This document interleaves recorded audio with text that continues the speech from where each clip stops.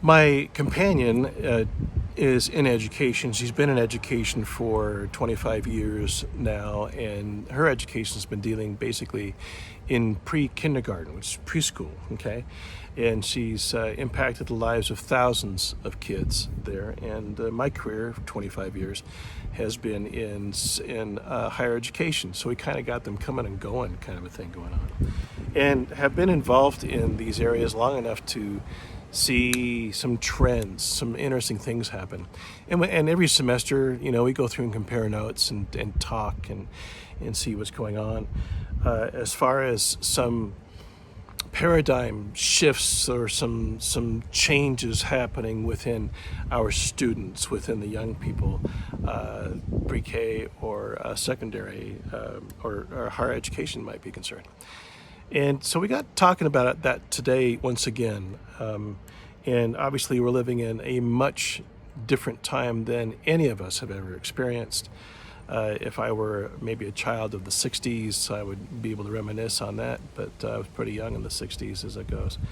But with all the protests and the push, I don't know what else to call it that way, but the push to wake up, to come together and understand what the problem is in the United States as far as racism is concerned, and to see all of the protests going on.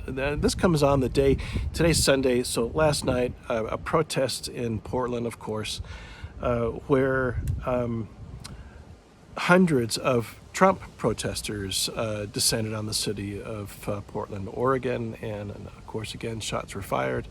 Another person lost their life as a result of what was going on. Yesterday as well in St. George, there was an All Lives Matter protest. I don't know what else to call it there. And I'm just kind of dumbfounded by that. First off, I'm dumbfounded that I would show up, or that somebody would show up at an All Lives Matter protest with an AR strapped around their shoulder with a gun, because to me that indicates that maybe not all lives really matter. Your life matters, certainly, because you're ready to defend yourself as a result of that, but I don't know, it just seems kind of counterintuitive. And don't take this as an anti-gun, anti-Second Amendment, whatever kind of thing. I am armed and I've gone through the proper training, and it's been part of my previous life to go through that, and obviously with my family, it's anyway. Long story. Here's what I want to get to, and I'm going to bounce this off of you because it's about you in particular. Now I'm teaching in a secondary situation as well with high school kids, and I'm noticing it happening there as well. Not quite so much. But there's a shift going on, and I want you to talk to each other and talk to me about that shift. And the shift has to do with empathy and compassion. And certainly you've seen that happen with my generation. Certainly becoming less empathic, less compassionate, which I think really gets down to the root of our division that we have here in the country, is because we just don't care about each other anymore. But we're seeing that detachment double down into the generations that matter, and that's your generation, and that's the pre-K generation that's going on right now. We're seeing little kids show up who just don't care. They're not kind, and we're seeing some kind of an abandonment, if you will, of a moral compass, of an idea of taking better care of each other, of being empathic. And in about 2 weeks, we're going to get into empathy. We're going to talk about that and how it's a paramount component to being able to listen. And if we don't have that ability, and if we're not listening, obviously then we're not reaching any kind of shared meaning.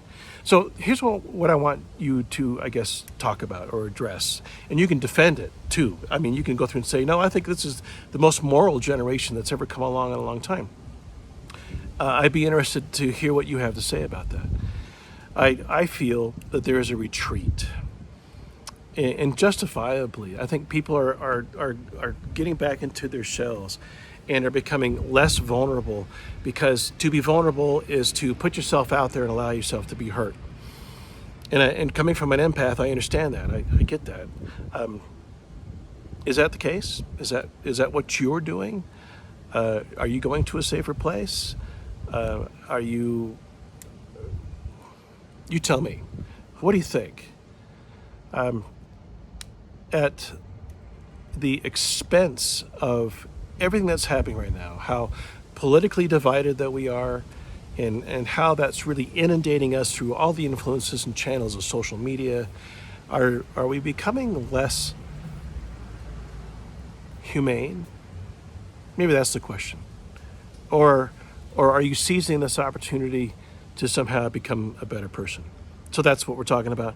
I'm not going to write anything else here within the discussion. I want you to watch the video and post that way here. Okay? All right. I'll be interested to see what you have to say. Thanks for watching.